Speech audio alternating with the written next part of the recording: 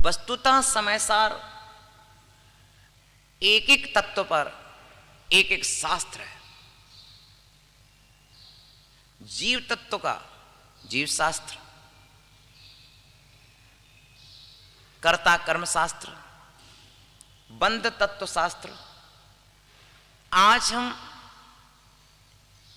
नया अध्याय प्रारंभ कर रहे हैं, नया अधिकार प्रारंभ कर रहे हैं बंध तत्व का। बंध किसे कहते हैं? आत्मा और कर्म प्रदेशों का परस्पर मिल जाना बंध कहलाता है। ये बंध होना कार्य है या कारण है? न्याय व्यवस्था ये दर्शाती है कि प्रत्येक कार्य कारण पूर्वक होता है। तो बंध होना कार्य है या कारण है? बंध होना कार्य है। तो किसका कार्य है? उसके कारण क्या है? तो उमा स्वामी आचार्य ने कहा, मिथ्या दर्शन, अविरति, प्रमाद, कसाय, योग, ये उसके कारण है। भगवान श्री कुंद स्वामी से हमने कहा, भगवान अध्यात्म पथ के सृजेता, हे महान आचार्य, आप भी बताइए कि बंध का कारण क्या है?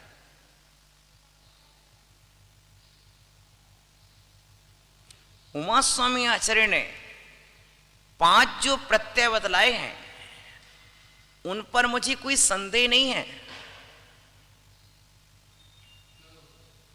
उन पर मुझे कोई शंका नहीं है।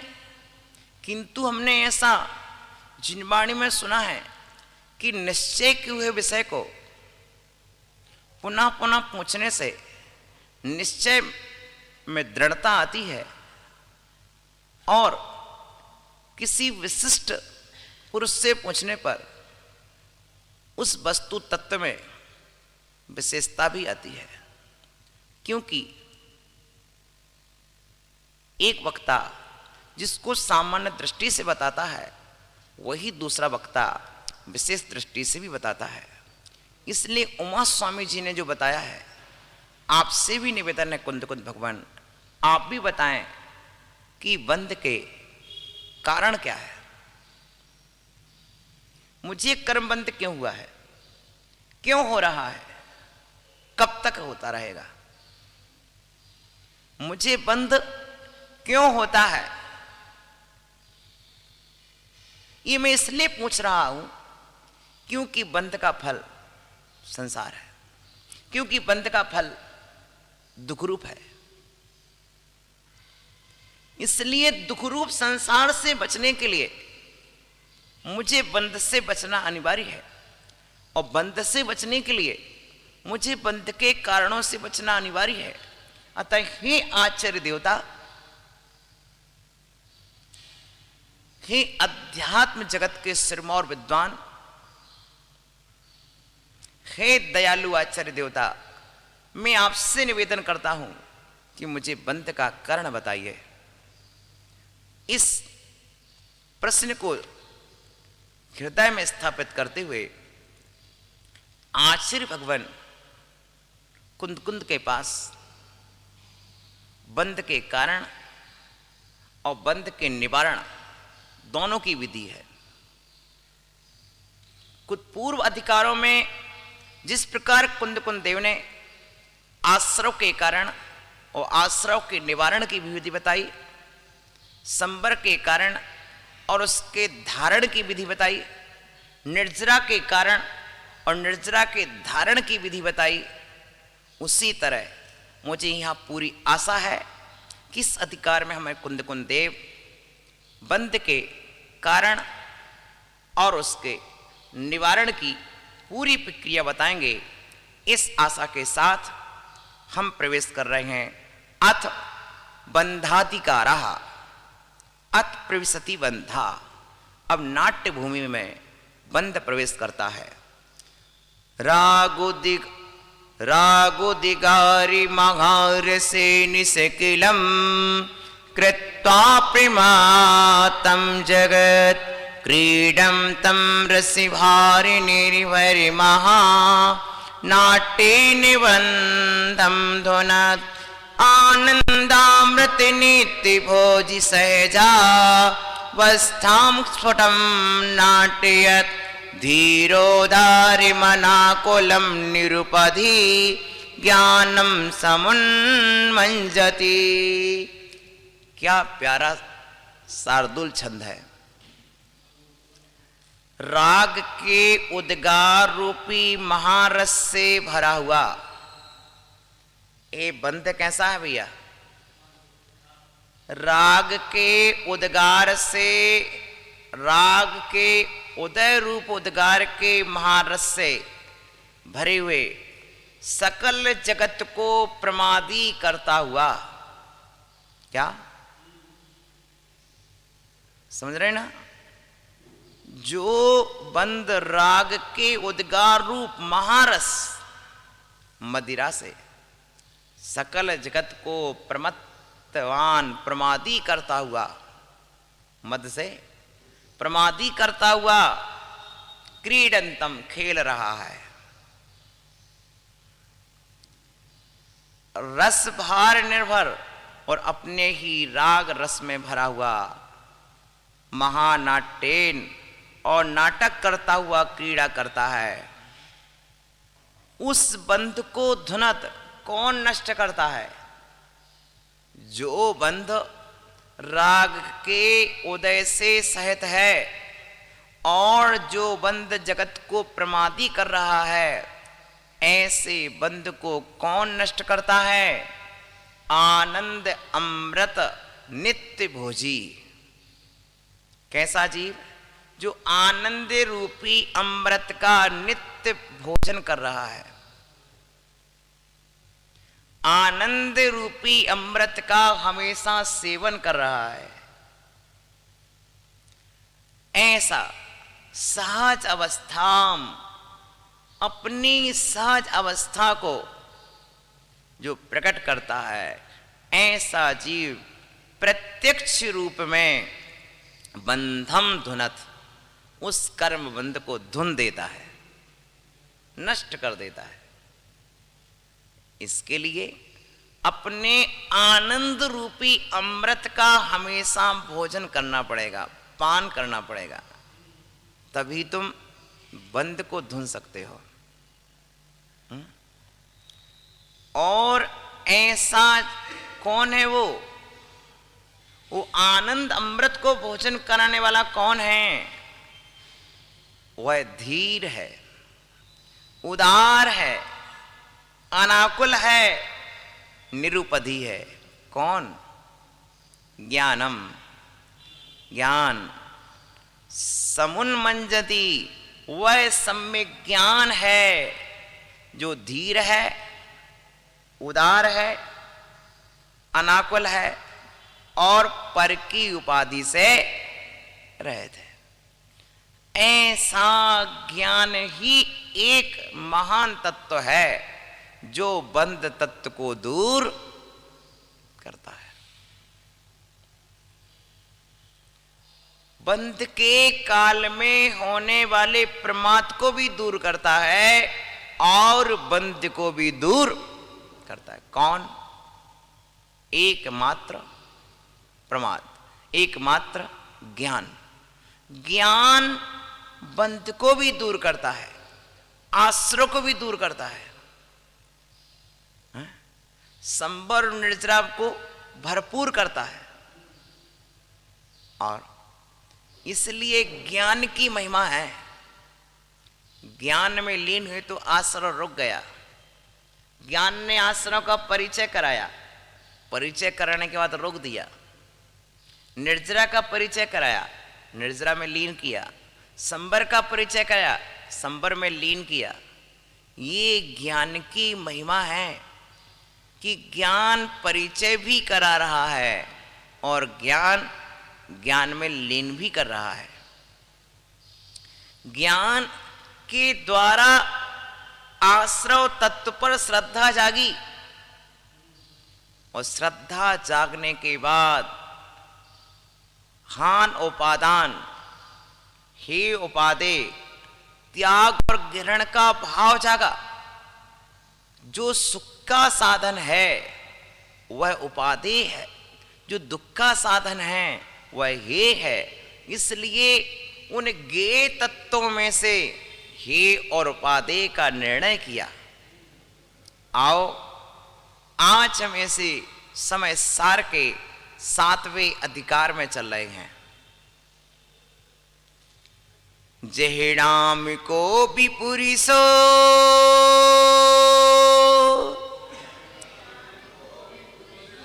नेहवत्तो दुरेणु बाहो लम्मी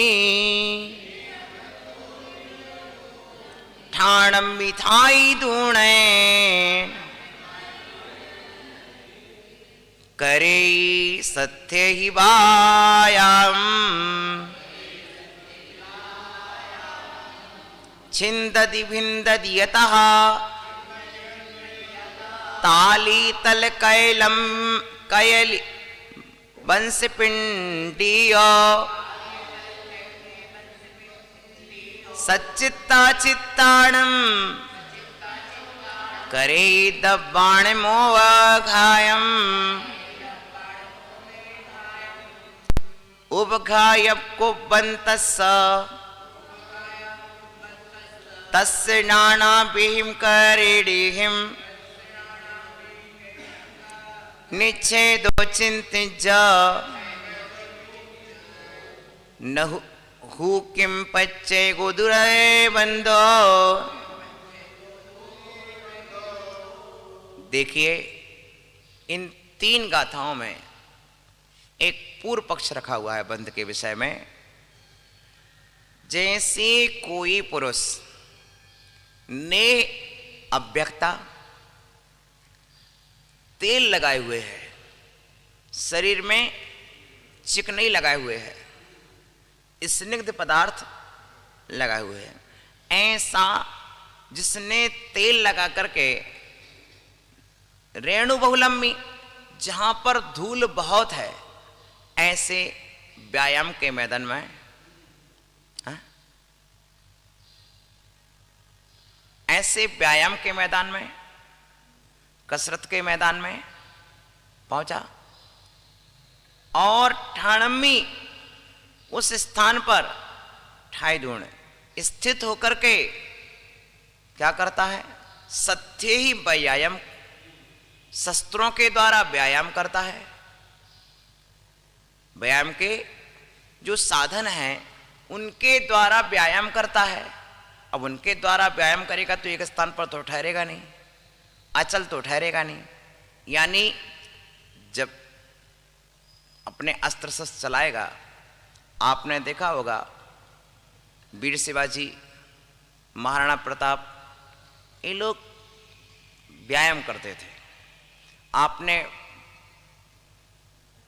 सनत कुमार चक्रवर्ती का सुना? उनकी सुंदरता को निहारने देव आए। उस समय सनत कुमार चक्रवर्ती व्यायाम कर रहे थे और व्यायाम के काल में किसी दूसरे को प्रवेश नहीं होता था, तो द्वारपालों ने मना कर दिया कि इस समय वो व्यायाम कर रहे हैं, इस समय प्रवेश नहीं है। तो देवों को और कौतुक होगा, इस समय प्रवेश क्यों नहीं? वो अपना सूक्ष्म रूप बना करके प्रवेश करके वो देख ही लिए। जब हम स्वर्ग से देखने आए हैं और हमें देखने ना मिले, कोई मना करे बोलो, तो हम तो अपना सूक्ष्म रूप बना करके देख ही लेंगे। और देखा बड़ा सुंदर पसीने की बूंदें उनके शरीर पर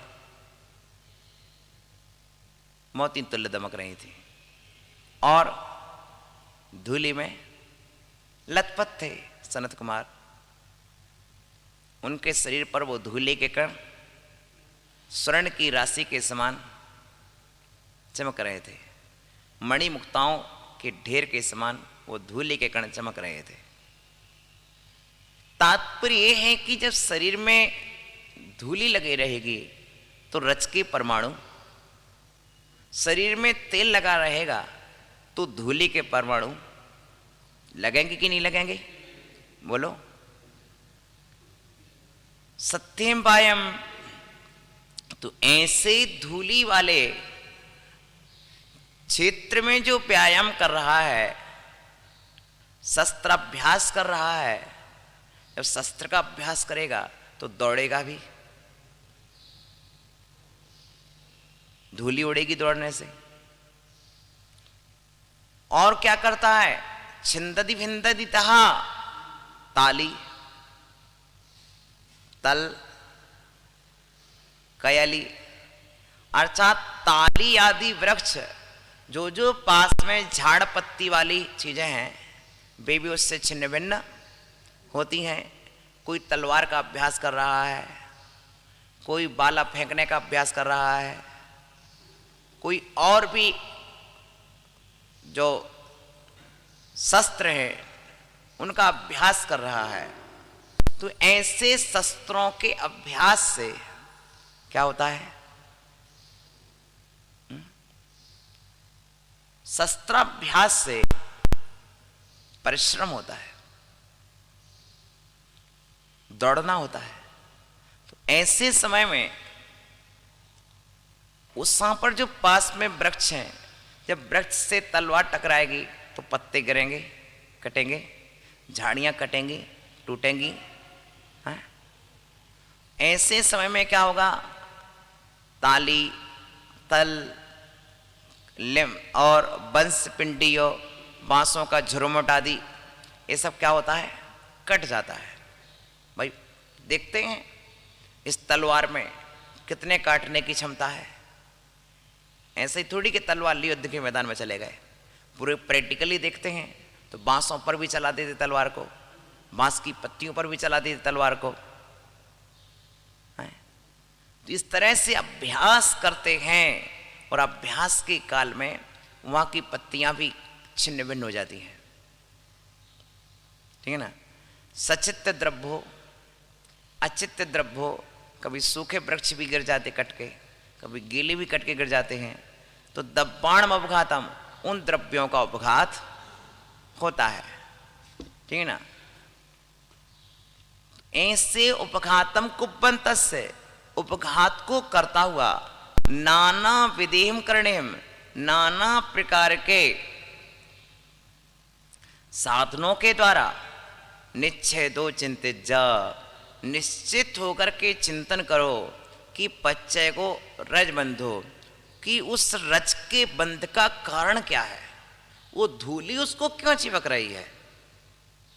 जो उस मैदान में खेल रहा है, जो उस मैदान में शस्त्राभ्यास कर रहा है, वो धूली उसे क्यों चिपक रही है?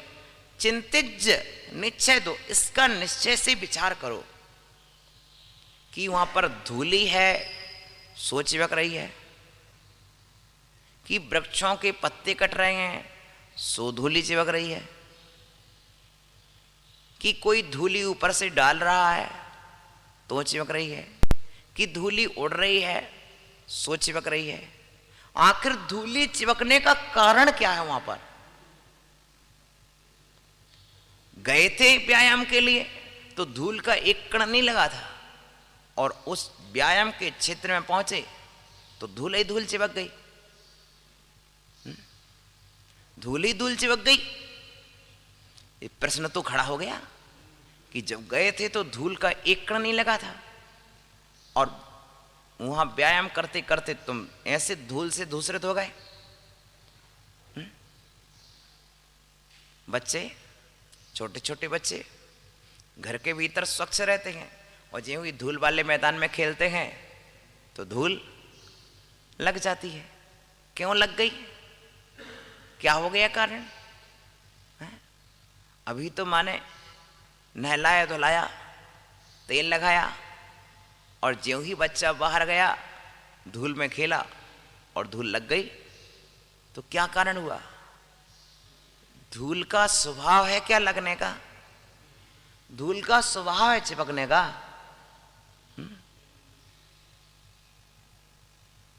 बोलो कि धूल चिपक जाए, आचार्य कहते सुनो, जो सोदु नेह भावो, ये 240वीं कारका पे आ गया अपन, जो वह नेह का भाव है,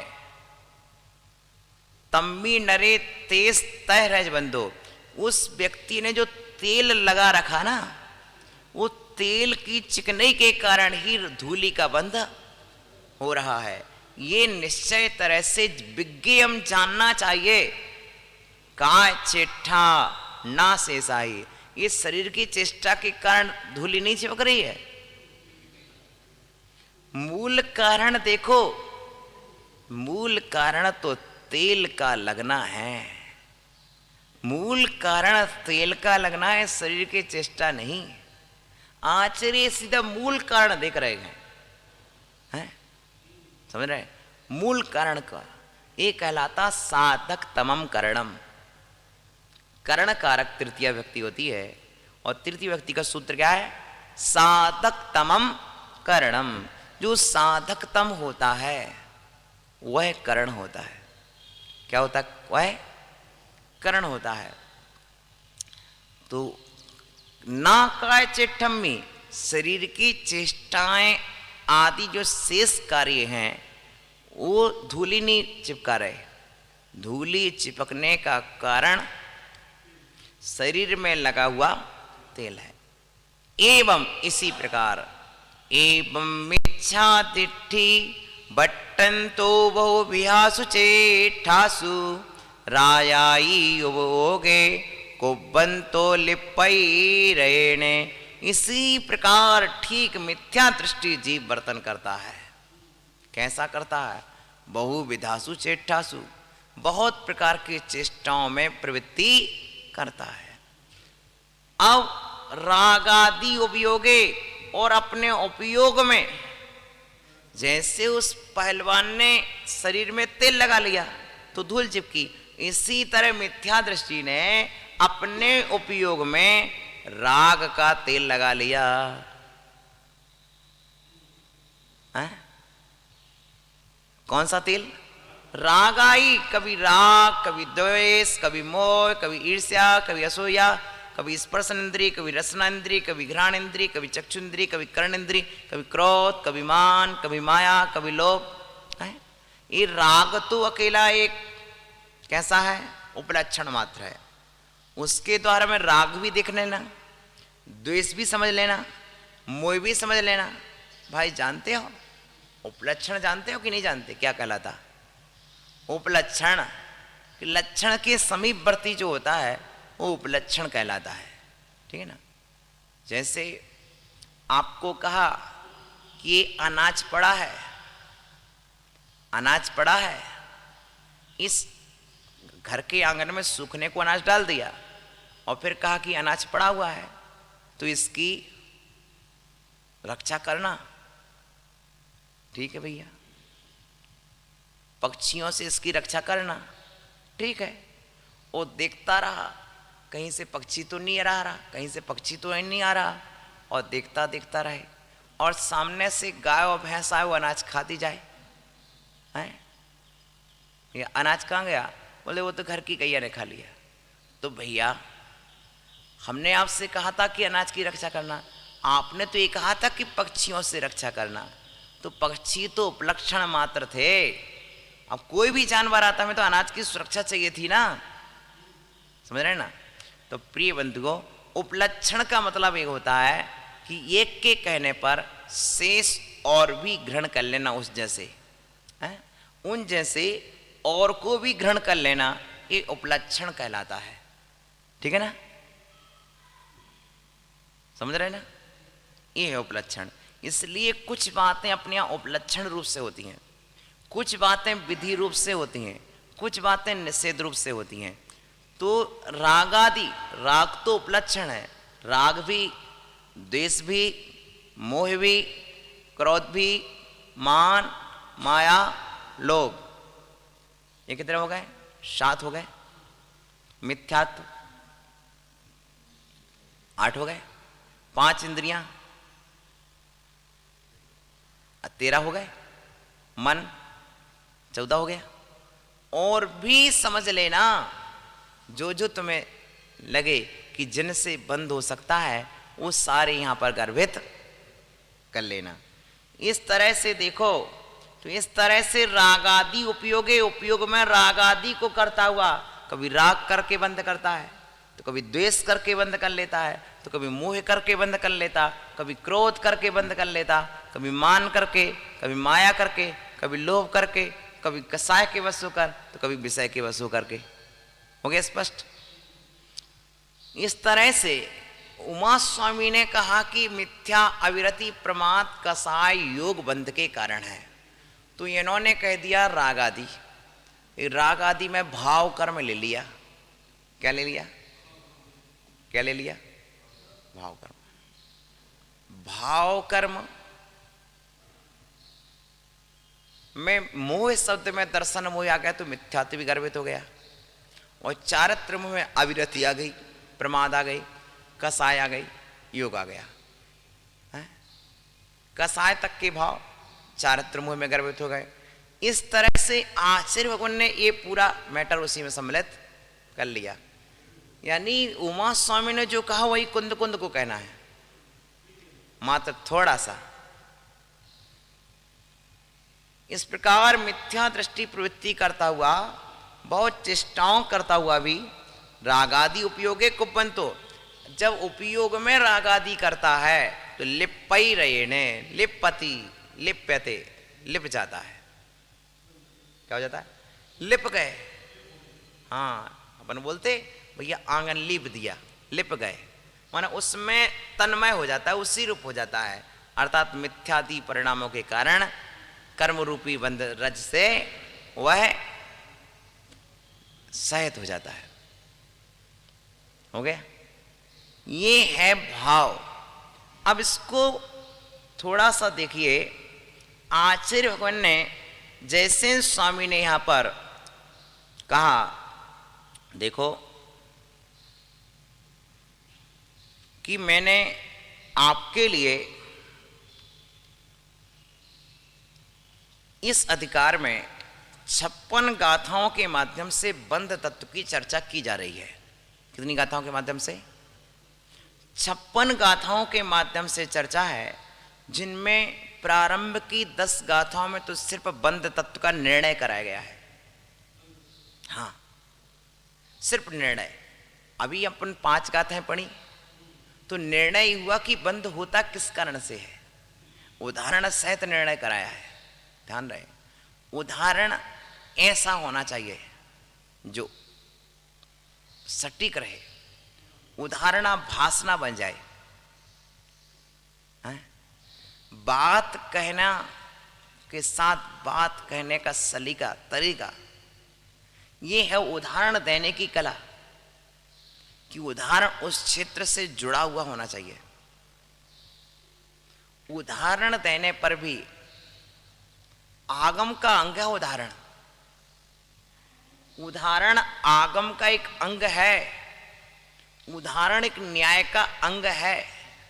इसलिए किस वस्तु के लिए क्या उदाहरण दिया जाना चाहिए, ये ध्यान में देना आवश्यक होता है। प्रिय बंधुओं, इस तरह से आचार्य जी ने क्या प्यारा उदाहरण दिया। राग को तेल का उदाहरण देना मिला, बंध को धूली का उदाहरण दिया है, यानी धूली की तरह है बंध, चिपका है, धूली चिपकी है, और जाओगे तो घर पे साफ कर लोगे। बोलो, यानी कोई स्थिर नहीं है, धूली है। कैसा है बंध? घबराओ मत, हो भी गया तो मत घबराओ, धूली छप गई, धोके साफ कर लेंगे। बोलो, झरा लोगे। उसी तरह यदि बंध है तो वो झरता भी है।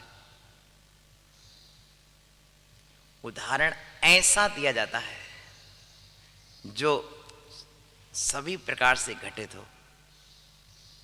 इसलिए उदाहरणाभास को भी हमें समझने को बताया गया है।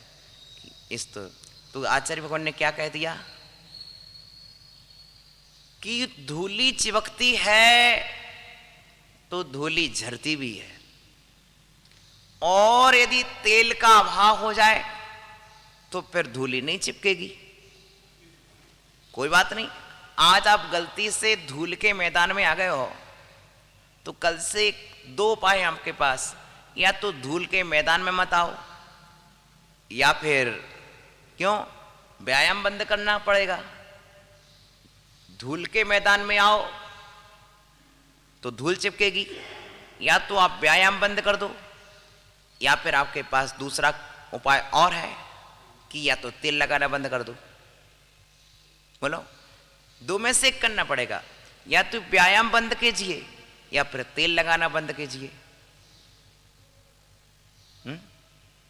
तो हमारे पास एक उपाय है कि जिस समय हम धूली के क्षेत्र में जाएंगे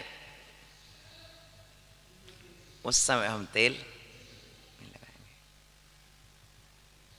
आचार्य कह रहे हैं कि बंध के परमाणु सर्वत्र हैं। व्यायाम का स्थान एक निश्चित हो सकता है, लेकिन बंध का स्थान निश्चित। कर्म बंध के परमाणु सर्वत्र हैं, सर्वदा हैं। बोलो, तो हे जीव, वो व्यायाम करने वाला तो विचार कर लेगा कि धूली में जाएंगे तो नहीं जाओगे तो नहीं चिपकेगी धूली। और भी तो धूली में खेलते हैं, बहुत सारे बच्चे खेलते हैं, लेकिन सबको धूल नहीं लगती। जो तेल लगा के जाता है वही धूली से दूषित होता है। तो आचार्य ने कहा कि फिर धूली लगा के नहीं जाओ। दूसरे दिन माँ क्या करती है, बेटा अब पहले खेल के आ जा, बाद में तेल लगाएंगे। अब भी तेल लगाएंगे तो खेलने जाएगा तो फिर गंदा हो जाएगा, इसलिए अब तेल नहीं लगाना। बोलो, ये है कला, ये है कला कि कैसा उपयोग करना। तो आचार्य ने कहा, हे जीव, तुम संसार में ही रहे, घबरा मत। सुनो, बहुत प्यारा समाधान दिया अमरचंद्राचार्य ने। यहाँ पर 4 प्रश्न खड़े किए हैं। पुरुषे स्नेह अभ्यंग करणम सा बंधेतु। बंध का कारण पुरुष का भीतर का राग है, धूली का होना नहीं है। वनस्पति का छिदना बंध का कारण नहीं है, धूली का होना धूली लगने का कारण नहीं है। तो फिर क्या है, स्नेह अंग करणम। तेल की मालिश जो उसने कर रखी ना, वो उसके लिए क्या कर रही है, धूली लगा रही है। फिर प्रश्न देखो, क्या सुंदर प्रश्न है। मिथ्या दृष्टि आत्मा में राग आदि करते हुए स्वभाव से ही क्या कर्म बन जाता है। तो आचार्य ने कहा, नहीं सुनो, तस्य कत्मो बंधितु। उस मिथ्या दृष्टि आत्मा को बंध का कारण क्या है? क्या स्वभाव से बंद होता है? ना तावत स्वभावता एव, स्वभाव से तो बंद होता नहीं है। क्यों? यदि स्वभाव से ही बंद मानोगे तो कर्मयुग पुद्गल पूरे लोक में भरे पड़े। व्यायाम का तो क्षेत्र निश्चित है, लेकिन कर्म की युग पुद्गल तो कहां पड़े हैं? पूरे लोक में। हम हो सकता है कि हम व्यायामशाला में ना जाएं द्वारा, लेकिन आपको संसार में ही रहना है, और संसार में सर्वत्र कर्मयुग परमाणु भरे पड़े हैं। और यदि ऐसा है कि भैया धूली थी सो चिपक गई, कर्म थे सो चिपक गए, हम क्या करें? हम क्या करें? हमारा का दोष, हमारा का दोष, कर्म चिपक गए। भैया दोष तुम कौन पे लगे हो? कर्म तुम्हें चिपके हैं, तुम दोष कौन खोदे हो? हमारा का दोष, चिपक गए चिपक गए। नहीं भैया, जो कर्म चिपका है वो तुम्हारी भूल का परिणाम है। जो धूल लगी है वो तुम्हारी भूल है कि आप तेल लगा के मैदान में गए, और जो कर्म लगा है वह तुम्हारे राग का परिणाम है। यदि बिना राग के होता है तो फिर सिद्धानाम भी, सिद्धों को भी होना चाहिए, क्योंकि कार्मण वर्णाएं तो वहां पर भी हैं। बोलो, यदि कार्मण वर्णा होने से बंद होता है हैं? कारमाण वर्गणाएं मिलकर यदि मुझे बंध कराती हैं तो फिर सिद्धों को भी बंद हो जाना चाहिए। क्या क्या?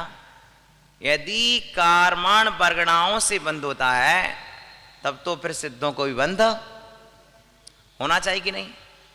क्या सुंदर समाधान है। तत्प्रसंगात सिद्धों में बंद होने का प्रसंग आ जाएगा कि जहां जहां पुद्गल कर्म वर्गणाएं हैं वहां वहां बंद होने लगे तो सिद्धों को बाधा पड़ जाएगी फिर तो, क्योंकि वहां पर भी कर्म की वर्गणाएं हैं। पुद्गल परमाणु लोक शिखर तक हैं। तो फिर दूसरी बात एक और आता है, तो फिर क्या मन वचन काय से कर्म बंद होता क्या?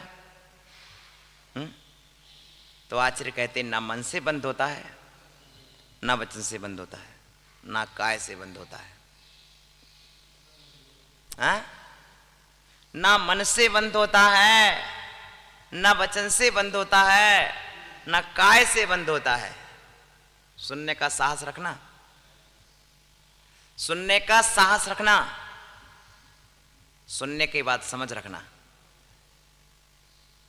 सुनने का साहस और सुनने के बाद समझ दोनों जरूरी है।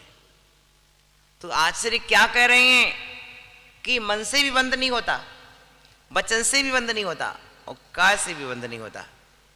जबकि जगत के लोग कहते हैं मन ये मनस्याणाम कारणम बंध मोक्ष हो। मनुष्य का मन ही उसके बंध और मोक्ष का कारण है। आचार्य ने स्पष्ट मना कर दिया कि मन से बंद नहीं होता। क्या सुंदर समाधान है। क्यों? यदि आप मन वचन काय से कर्मबंधवान होगे तो फिर संयत जीवों के लिए भी कर्म बंद होगा, क्योंकि मन तो रहित तो हुए नहीं, वो वचन रहित तो हुए नहीं। फिर प्रवचन करने वाले आचार्य को भी बंद होगा और समिति का पालन करने वाले साधु को भी बंद होगा फिर तो है। यदि हम मन वचन काय कोई कर्म बंद कह देंगे तो फिर तो यथाख्यात संयत, कौन सा संयत? 11वें 12वें गुण स्थानवर्ती 13वें 14वें गुण स्थानवर्ती साधु के लिए भी कर्म का बंध मानोगे क्या? है? क्यों? यदि आप मन वचन काय को कर्म कहो तो तुम्हारा मन बंद नहीं करा रहा, तुम्हारा वचन बंद नहीं करा रहा, तुम्हारा काय बंद नहीं कराता, तो बंद कौन कराता है? अब खोज में चलना पड़ेगा।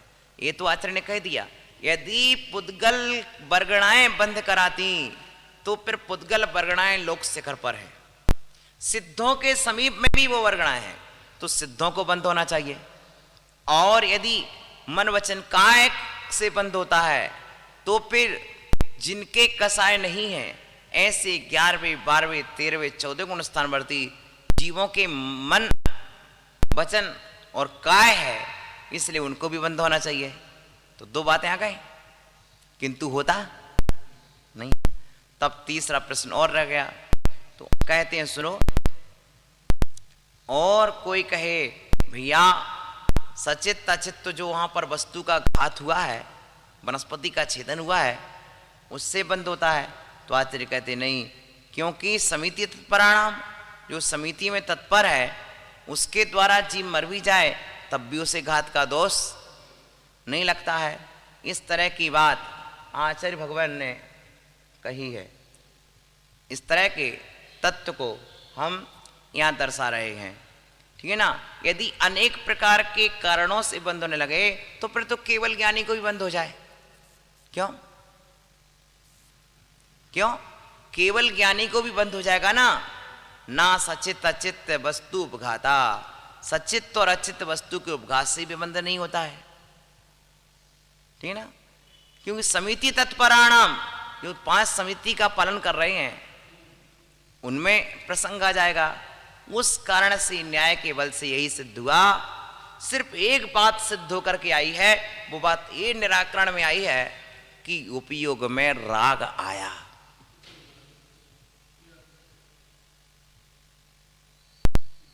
उपयोग में द्वेष आया, उपयोग में मोह आया, उपयोग में क्रोध, मान, माया, लोभ आए। मेरे ज्ञान उपयोग में मैंने मिलावट कर ली। जब तक ज्ञान उपयोग में मिलावट होगी नहीं, तब तक बंद होगा नहीं। और हम मिलावटी हैं, ईमानदार नहीं है अपने प्रति। यदि हम अपने ईमानदार हैं तो ज्ञान में ज्ञान के अलावा कसाएं कैसे आ गई, और ज्ञान में रागादिक भाव आ गए, यानी हमने अपनी ईमानदारी खो दी। तो ज्ञान में मिलावट मत करो। हैं? आप शुद्ध माल बेचते ना अजित भैया जी, अपन लोग शुद्ध व्यापारी हैं, शुद्ध माल बेचते हैं, मिलावट का नहीं बेचते हैं। तो आचार्य कहते जब तुम मिलावट का बेचते नहीं हो तो फिर मिलावट का रखते क्यों हो? तुमने कभी घी में डालडा नहीं मिलाया, तुमने कभी हल्दी में पीरोठा नहीं मिलाया, तुमने काली मिर्चें पपीता के बीज नहीं मिलाए हैं?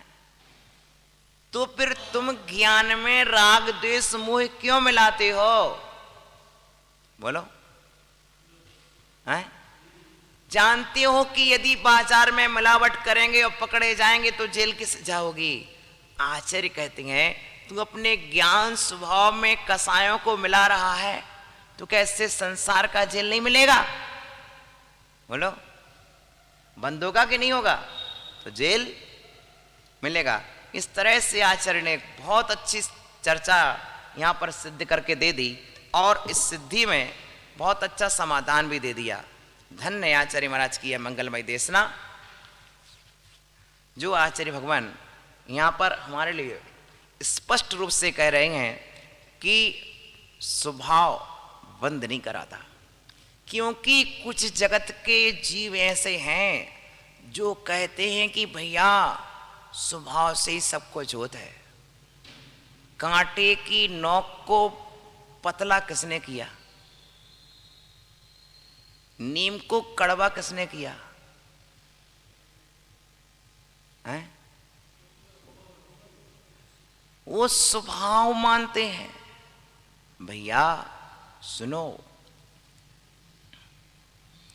स्वभाव बात भी एक मिथ्यात्व में आता है, हैं? क्योंकि अहेतुक कार्य नहीं होता है, हेतु रहित कार्य उत्पत्ति नहीं होती है। ठीक है ना? कांटे में बारीकपन आया हो तो वह भी उसके नाम कर्म की देन है, और नीम में कड़वापन आया तो वह भी उसके कटु नामकर्म की देन है। ठीक है ना? इसलिए कारण पूर्वक कार्य होता है। तो फिर स्वभाव का जब, और यदि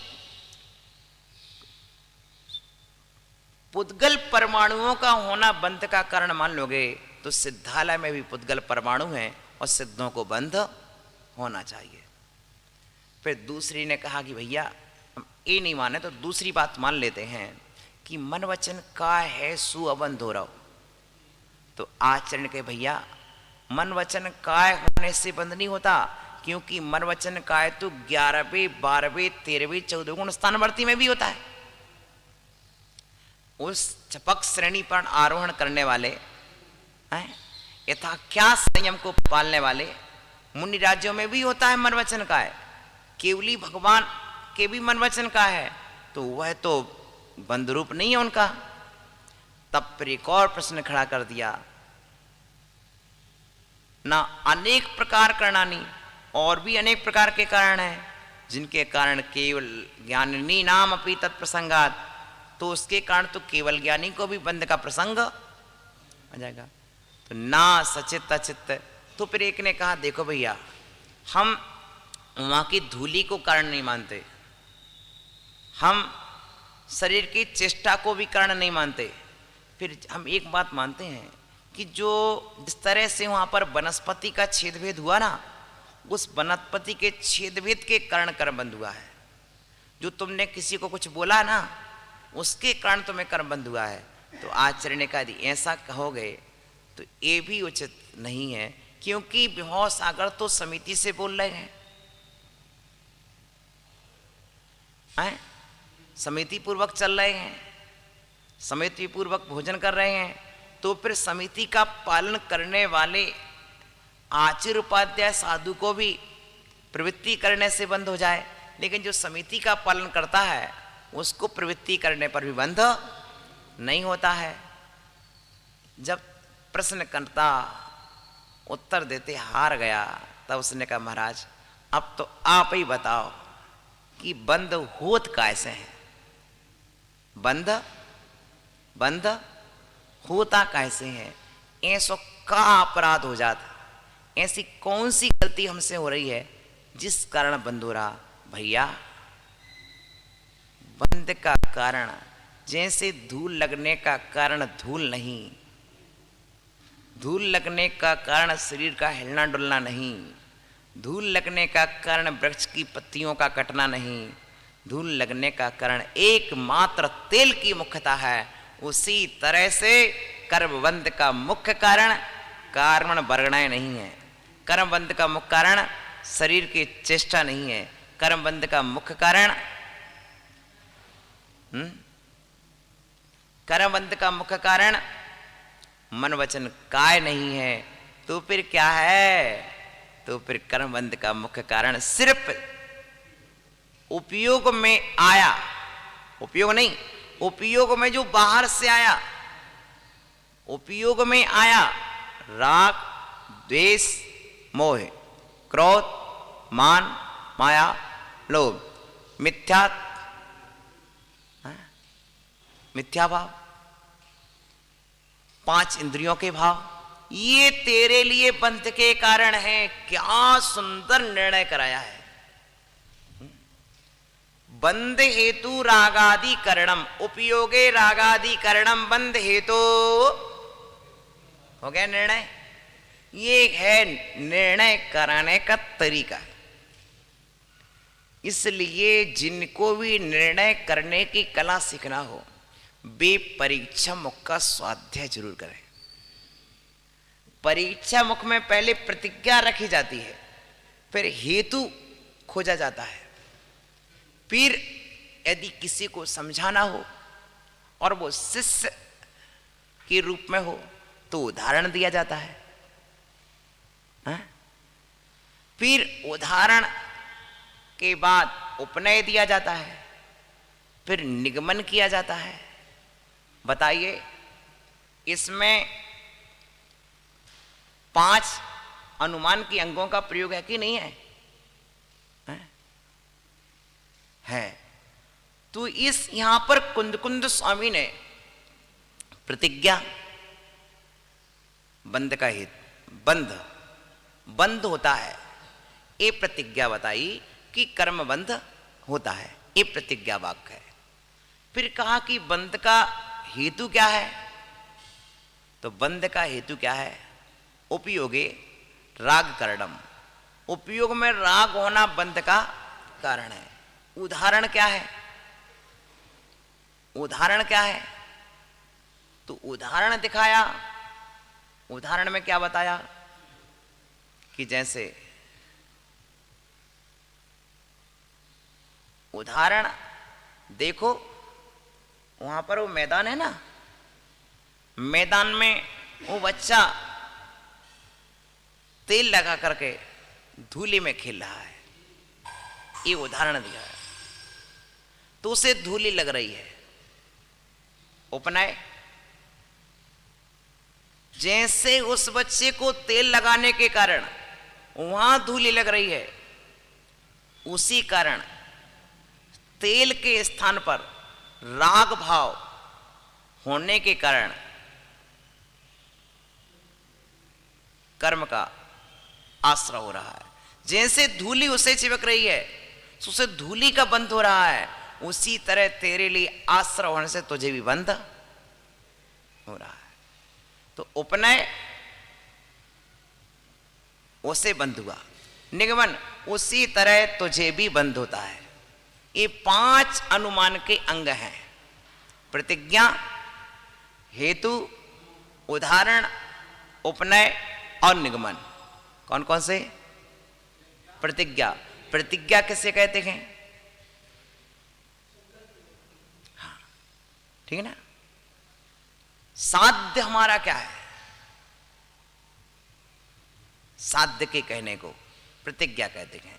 हमारा साध्य है, मुझे बंध का निर्णय करना है, प्रतिज्ञा। उसमें साध्य की सिद्धि का उपाय क्या है? जो सिद्धि का उपाय है वो साधन हेतु कहलाता है। साधन हेतु कहलाता। साधन से साध्य का ज्ञान होता है तो साधन हेतु कहलाता है और प्रतिज्ञा साध्य कहलाती है। अब क्या है? उस साधन की सिद्धि के लिए, अन्य को समझाने के लिए जो दृष्टांत का प्रयोग होता है वो अन्वय दृष्टांत होता है या व्यतिरेक दृष्टांत होता है? अन्वय दृष्टांत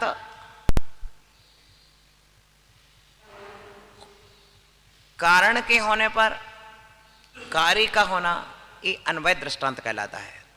और कार्य के ना होने पर कारण का ना होना व्यतिरेक दृष्टांत करता है।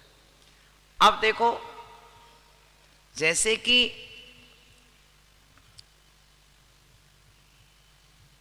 तेल लगे होने के कारण धूले चिपकी,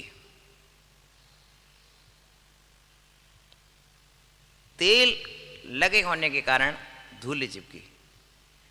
धूल चिपकी है क्योंकि तेल लगा है, अन्वय हो गया। व्यतिरेक, तेल नहीं लगता है तो धूली नहीं चिपकती है। ये धूली क्यों चिपकी है? क्योंकि तेल लगा।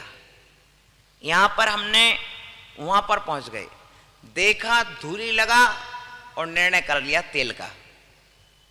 ये हो गया हमारी अन्वय व्याप्ति। अन्वय व्याप्ति, देखा धूली लगा और सिद्धि क्या की? तेल लगेगी, अन्वय व्याप्ति। और व्यतिरेक व्याप्ति, दूसरे बालक में, वो बालक भी खेल रहा था साथ में, उसको भी देखा, उसको धूली नहीं लगी थी। यदि धूली के मैदान में धूली लगती है तो इस बालक को भी लगना चाहिए थी। इस बालक को धूली क्यों नहीं लगी? क्योंकि ये बालक तेल नहीं लगाया था। ओहो, जो तेल नहीं लगाता है उसको धूल नहीं लगती है, धूल के मैदान में भी। व्यतिरेक व्याप्ति हो गई, व्यतिरेक व्याप्ति भी हो गई। तो उदाहरण इस तरह के दिए जाते हैं। अन्वय व्याप्ति भी आना चाहिए, व्यतिरेक व्याप्ति भी आना चाहिए, उपनय। जिस कारण तेल लगे होने से उससे बंध हुआ, उसी तरह राग होने से मुझे बंध हुआ, निगमन। इस कारण से बंध है। ये हुआ, पांचों अंग आना चाहिए। ये परीक्षा मुख का जब अध्ययन करने का ये फल है कि हम वस्तु का उदाहरण भी दें तो पांच अंग घटित हो जाना चाहिए। भले ही गाथा 5 लग गई, बोला आप कहोगे महाराज आपने इकट्ठी 5 गाथाएं क्यों पढ़ी? कभी तो आप एक ही पढ़ते हो और आज आपने 5 पढ़ी।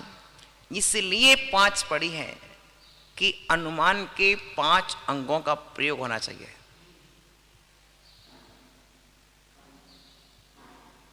पूर्व के 3 में तो सिर्फ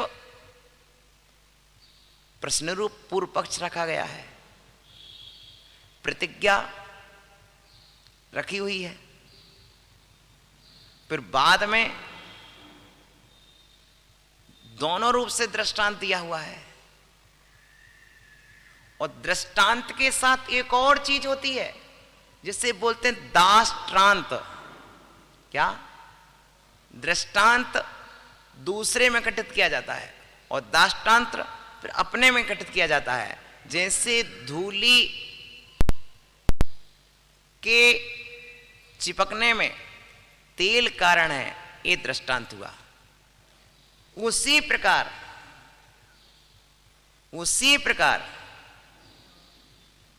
राग बंध में कारण है, ये हुआ दृष्टांत। हो गया। ये दृष्टांत तो दृष्टांत को भी समझना चाहिए कि दृष्टांत मानवता उदाहरण, उस उदाहरण का प्रयोजन दृष्टांत कहलाता है। उदाहरण पर का दिया जाता है, लेकिन वो उदाहरण इसमें घटित होना चाहिए। समझ रहे ना? ये वक्ता को पहले परीक्षा में पढ़ लेना चाहिए, तब ये शास्त्र खोलते हैं। बोलो। हाँ? अपने भंडार में परीक्षा मुख रखे हैं।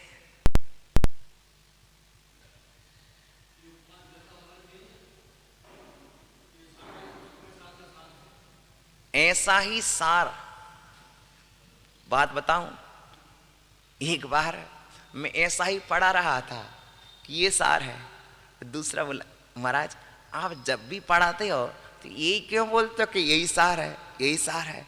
अरे भाई, कुआं में हम जब भी बाल्टी डालते हैं और जो पानी निकलता है वही पानी सार होता है। बोलो भाई, जब भी हम कुएं में बाल्टी डालते हैं और जो पानी उसमें से निकल के आ जाता है वही पानी हमारे लिए सार हो जाता है। सत्य कि नहीं? हम अपना उपयोग पूरे ग्रंथ में जब भी लगाएंगे तब जो भी निकलेगा वो सारभूत ही निकलेगा, क्योंकि कुआं में पानी के अलावा है क्या? समय सार में सार के अलावा है क्या? बोलो। है? जब पूरे समय सार में सारा ही सार है तो हर गाथा में सार है।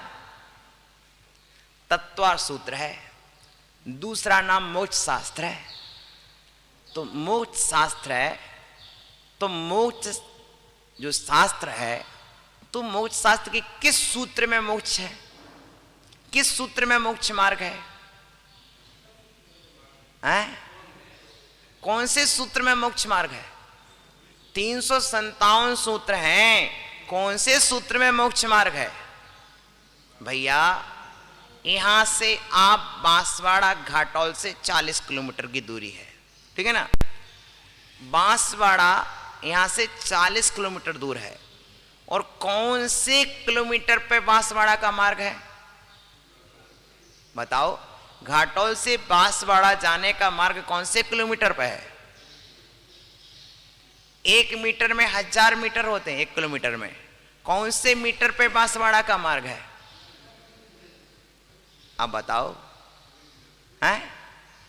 प्रत्येक किलोमीटर बांसवाड़ा जाने का मार्ग है, और प्रत्येक किलोमीटर का मीटर भी बांसवाड़ा जाने का मार्ग है। उसी तरह से तत्वार सूत्र का प्रत्येक अध्याय मोक्ष मार्ग है, और प्रत्येक अध्याय का प्रत्येक सूत्र मोक्ष मार्ग है।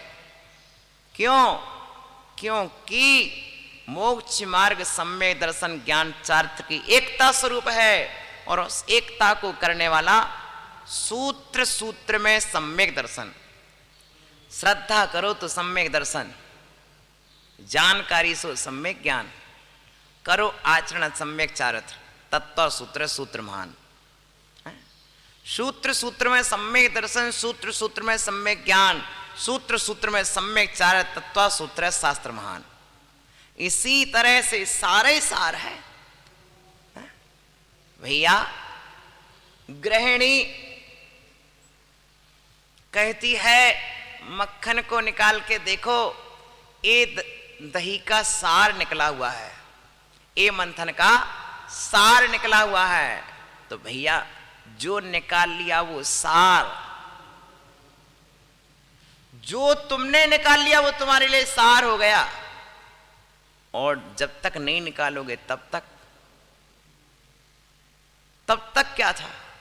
उसमें तो सार था, लेकिन तुम नहीं निकाल पाए थे सार। अब तुमने निकाल के सार हाथ में ले लिया है। बोलो। है? सार तो उसमें है।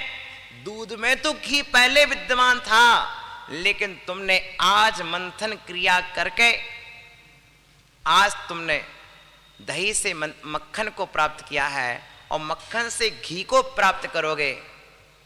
बस इसी तरह आत्मा में तो सार बैठा है, लेकिन उस सार को प्रगटाना तो मुझे ही है, और नहीं करेंगे तो बस कुआं में तो पानी था, है, रहेगा। तुम नहीं भी भरोगे तो कुआं में पानी रहेगा, और भर लोगे तब भी रहेगा। लेकिन जो भरोगे वो तुम्हारे, भले ही एक लोटा भरोगे लेकिन तुम्हारे लिए सारभूत हो जाएगा। और नहीं भरोगे तब भी वो सार रहेगा। जो भरेगा उसके लिए सार, जो नहीं भरेगा उसके लिए तो कुआं कुआं रूप है। प्रिय बंधुओं, अपना उपयोग लगा लो तो समय सार में सार सार है, और उपयोग न लगे तो फिर तो सारा जगह सार है। उपयोग में से राग द्वेष को कम करके अपने सम्य दर्शन ज्ञान चारित्र में लगाएं। ओम नमः शिवाय।